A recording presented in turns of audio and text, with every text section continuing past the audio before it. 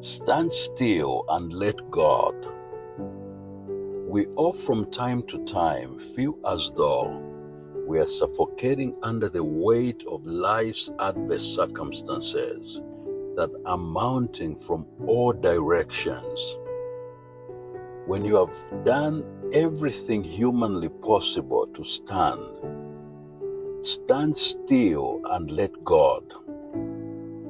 The level of opposition you get from your opponents can also measure your stature in life. The greater the dreams and visions you have, the bigger the size of your enemies. The tallest tree is bound to catch the most wind. Some great opportunities in life usually come and are packaged in the form of a crisis.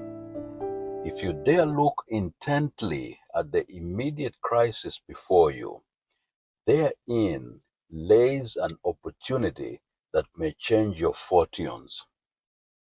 Jehoshaphat was the king of Judah. At one point in his reign, he faced a huge ambush in which the enemies of his nation were approaching from every foreseeable direction. Jehoshaphat was heavily troubled by this development, and he had no other recourse but to turn to the Lord of hosts for help. 2 Corinthians chapter 4, verses 8 to 10. We are hard pressed on every side, yet not crushed. We are perplexed, but not in despair. Persecuted, but not forsaken. Struck down, but not destroyed. Always carrying about in our body the dying of the Lord Jesus, that the life of Jesus also may be manifested in our body. What do you do when even the ground you stand on appears to be giving in to the weight of the insurmountable problems you are facing? Who do you turn to when fellow men cannot help you? They mean well to want to help you, but man's capacity to help can be limited in scope and at times simply indifferent. But Jehoshaphat made the right call on behalf of his nation Judah. They all turned to the Lord, our ever-present help in time of need. The only guaranteed help in our time of need is God.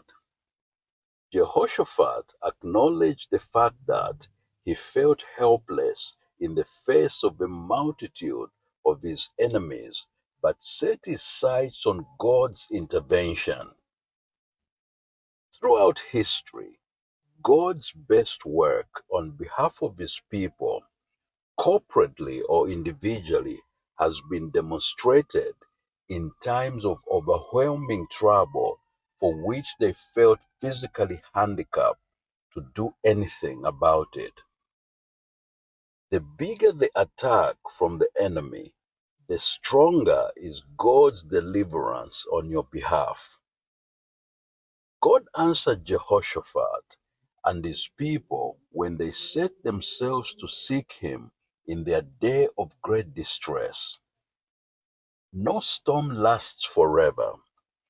Even the most boisterous of storms eventually subside.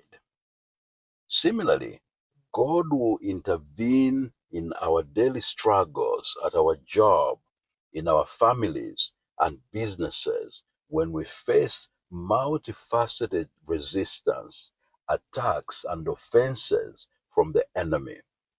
Be blessed, my friends.